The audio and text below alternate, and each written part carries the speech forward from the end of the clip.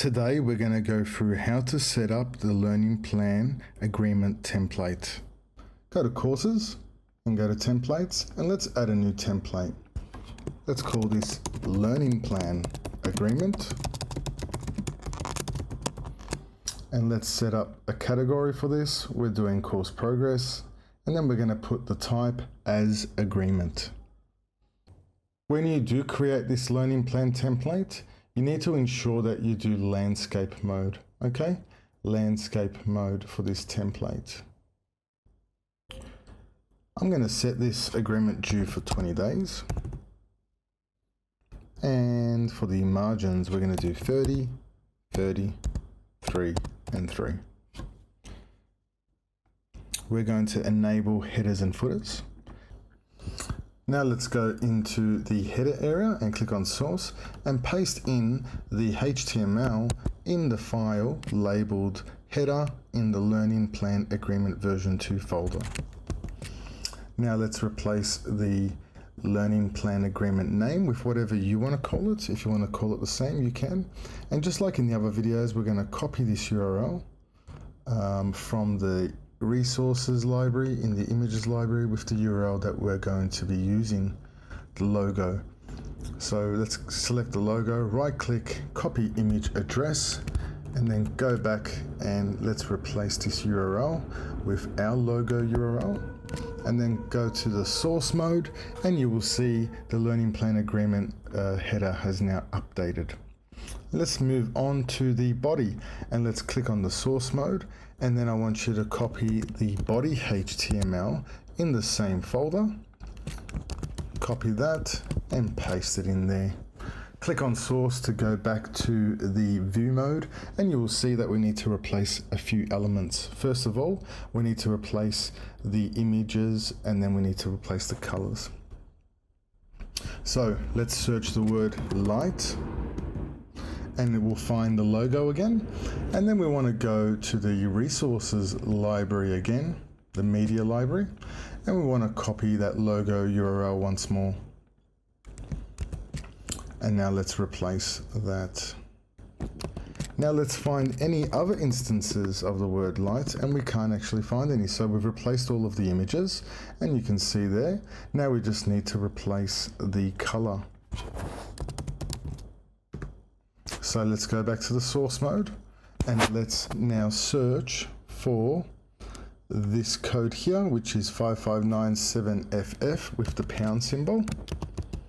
Okay, and we're going to replace that with your branding colors. So get your hexadecimal color code, and let's replace this now. So we're going to find all of them. We've got this one here, this one here, and there's a few more. Okay, and there we have it. So we've done that. Okay, so now we need to continue on and go to the footer, click on source, and then I want you to paste the footer HTML that we provided in the same folder as well. And in that HTML file, you will see we have the template name, we have the URL, so I want you to put your company organization's URL.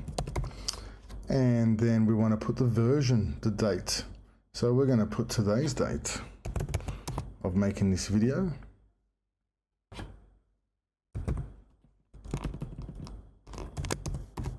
Okay, and there we have it. So go back to source, and now let's have a look. That's all good. Okay, now one thing I want to mention here is we do have a custom field here for trainer and assessor secondary. Now you can remove this if you want to. Otherwise, you make a custom field on an enrollment level. So if we go to settings and we go to custom fields, we can see that we have an enrollment custom field for secondary trainer. So here's what it looks like. And we add in options for a secondary trainer. And then what happens is, against the actual student's enrollment, we can set a secondary trainer for that unit of competency. As you can see, against the student's enrollment, we have the fields for additional trainer, which is secondary trainer. So we're going to select here Tracy Grimshaw, and we're going to press update. Now you also see on here we have the ability to insert an RTO website, and we have the ability to insert a student support officer information. Okay, so all you need to do is, if you want to update something, for example, insert officer name, you can actually hard code that into the template by just copying that field, then going to source mode and then search in there. And it's just better to insert the information into this area here.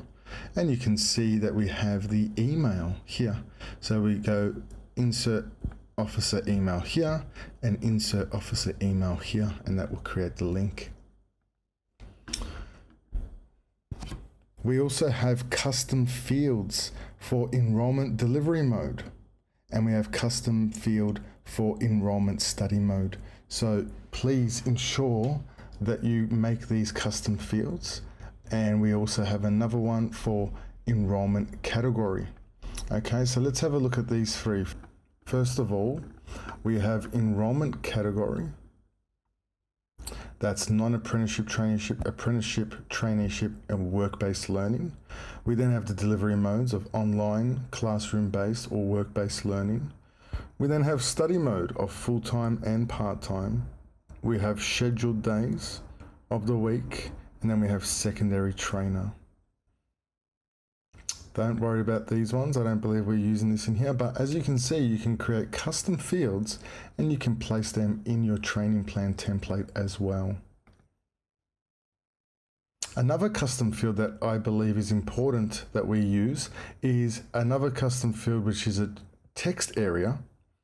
And that text area is just basically customized information for that particular student. So you can see on the student's enrollment level, we have a custom field, which is learner notes. So we put these learner notes here, and then that's going to be filled up in this section here. Okay, so go through this video, add these custom fields, otherwise they're not going to populate. So we need a learner notes custom field, which is just a text area. And then we have the category, which is a radio custom field. We then have the delivery mode custom field, which is a checkbox. Scheduled days, which is a checkbox.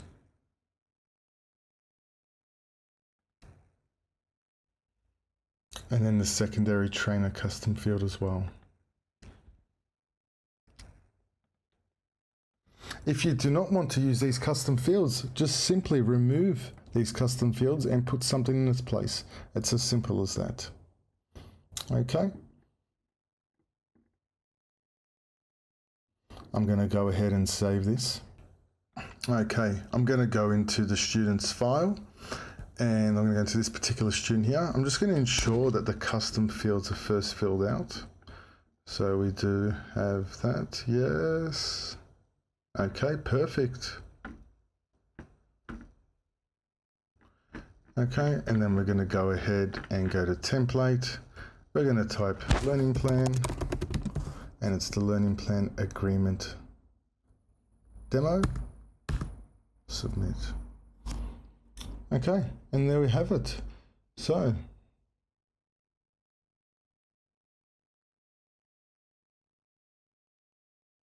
okay, we can put in some extra assessment methods, outcomes, and you can see this nice color coding of the units as well. Assessment methods are added per assessment method per unit. So for that particular unit, we've elected certain assessment methods. So just to quickly go to that setting, if you want to search this unit, we can see the settings for that. So if we come here, go to courses, and we can actually just go to the enrollment itself. So I'll just navigate back. And if we go to that particular unit, which is advise, yeah, this one here, click on the unit. We have to click on the unit again, and then we can see that we have unit of competency legacy assessments, and we've got an assessment for written assignment, oral presentation, and workplace assessment. So, and this is so we can actually get the that's so we can actually get those assessment methods. And then in our settings, we actually have the codes for those assessment methods under additional options. So you go to additional options, scroll to the bottom, and you can actually put a code and an assessment method. So you have all of these assessment methods and then the codes, and then you can assign them on a per unit basis. So navigating back, we can add another legacy assessment, and you can see that we've got all the modes here with all the different codes. So to add, we have the assessment details with all of the assessment details laid out nicely. So all of the assessments that are online assessments will be in this table separately to the unit of competencies. Okay, so let's go ahead and now send that out by first assigning the RTO delegate, and we're going to assign it to John from the RTO, and then we're going to confirm and send. So now Dee and John should both receive an email.